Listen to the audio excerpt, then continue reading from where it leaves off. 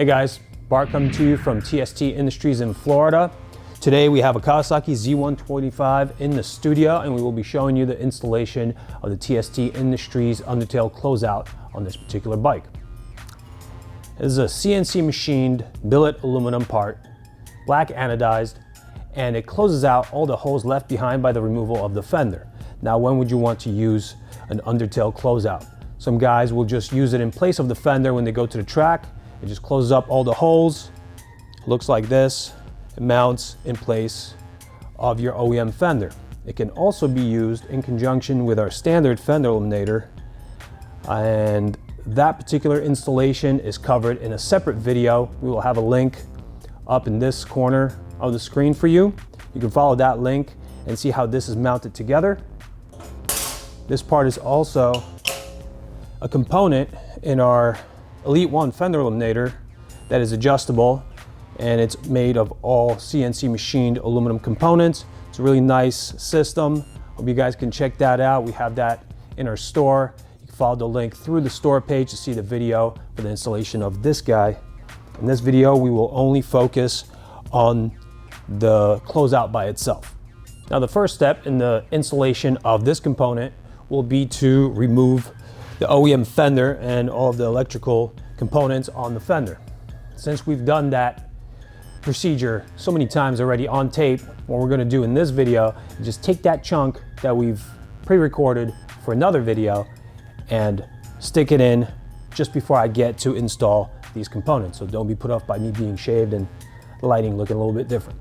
All right, we'll catch you guys after that chunk. So the first step, as always, will be to remove your license plate and retain the license plate mounting hardware so that you can reuse it on your new setup.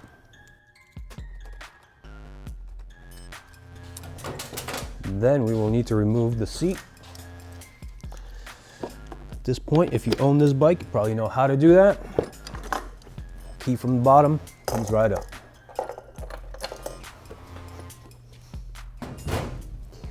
Now what we'll need to do is remove these cable routing guides. One on the left, one on the right. And these are made of nylon, so you can handle them a little bit and they'll just come out and still be reusable. And now that we've actually extracted them from the frame, we'll still need to split them to unlock the top from the bottom. What I do is just deform it to the side like this with needle nose pliers, and they unlock. And now they're still usable. We'll be able to replace them. I'll do that for both.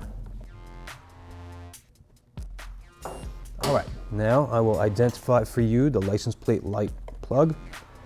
This has a Sumitomo type plug. You just press down on the tab and withdraw it like this.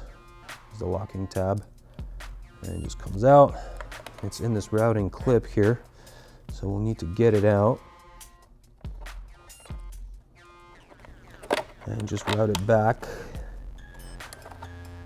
What we're looking for here is to free it from any binding geometry and get it ready for removal with the fender. All right, now it's a straight shot through the undertail, so that's ready to go. Now I will unclip the two signal plugs from the receiving plugs behind this fairing here.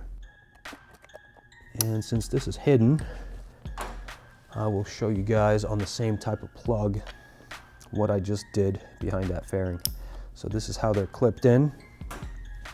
They do have a release button here, but that's kind of difficult to access behind the fairing. So that button actually actuates this lever type ratchet lock. So what I do is just pry underneath that a little bit and the plug comes out, because I get my screwdriver in under that ratchet and release it from this portion of the ratchet. So that should be pretty clear. And now we have a straight shot for the signal wires through the undertail. So we can jump down to the bottom of the bike and grab a 10mm socket and proceed to the removal of all the hardware that will now enable us to drop the whole OEM fender. All right, so now we will proceed with the removal of the 4 10mm head bolts that hold the OEM fender to the bike. I'm gonna crack them loose first.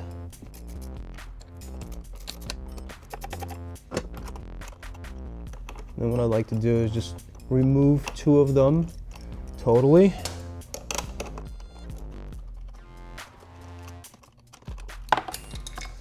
And sometimes they just bind in place, so you gotta shake the fender assembly a little bit. And as you can see, cause the screw to come out. Now I'm gonna support the fender and manipulate it around a little bit to ease the removal of these screws. All right, now I have it free, so I will start taking it down here. And then from the top, I'm just gonna make sure that none of these plugs catch anything. And the step is really simple, it just comes right off. We'll put that to the side and then continue. All right, now that the fender's been taken off the bike, we can show you how to pre-configure the kit components into this state. All right, so we'll start by talking about the middle hole present in the center of your closeout. This hole is provided to run wires through the closeout and subsequently into the undertail and into the trunk compartment of the bike in case you're using some sort of lighting equipment, like in conjunction with this fender illuminator, you would typically do license plate light and perhaps some signals. So for the closeout by itself, for the most part, we will not be needing any sort of a porthole through the undertail. So we provide the smaller countersunk screw along with one of the 3 washers present in the kit, the one with the largest hole in it. And that one goes over this screw.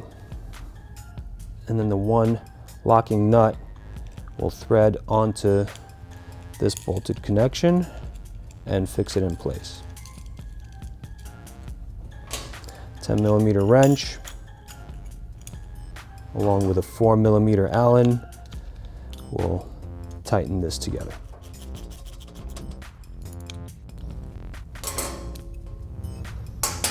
All right, so once we get to here, we'll pick the appropriate fastening components to go in the appropriate holes. As you can see, the forward holes that go towards the front of the bike have countersunk features, so they will receive these screws. And then the rearmost holes receive a washer each, and then one of these screws each. And now this will be ready to be installed on the bike. In the case you are using the closeout with one of our standard fender illuminators, you would basically just superimpose the bracket onto the closeout and use the same screws and washers through these slots, and then this would install onto the bike.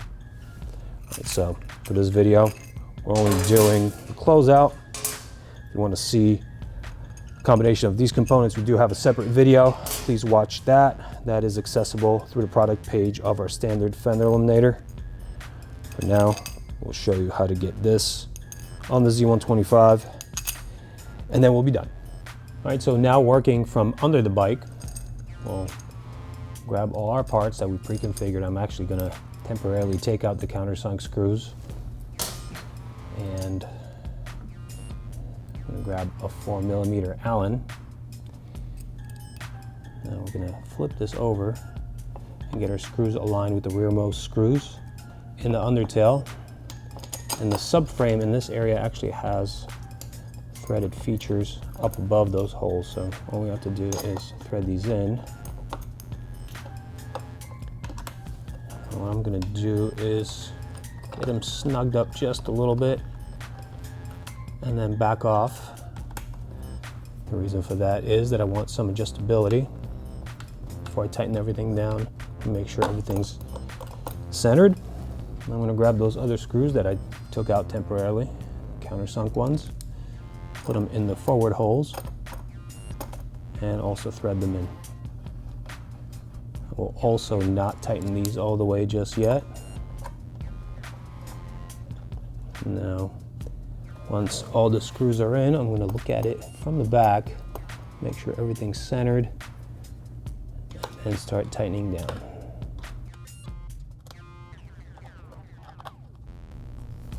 All right, now I can just bottom out and fully tighten all of the screws. Now make sure that when you're doing this, you tighten down on these screws enough so that you engage the threads and they will not loosen from road vibration. I think I've done that here. So we're pretty much done under here. If during the disassembly, any of the components before the installation of this Undertail Closeout, you've loosened any of the wires in the trunk compartment, this would be a good time to go through and route them properly and tie them up. We did not, so this is pretty much ready to go.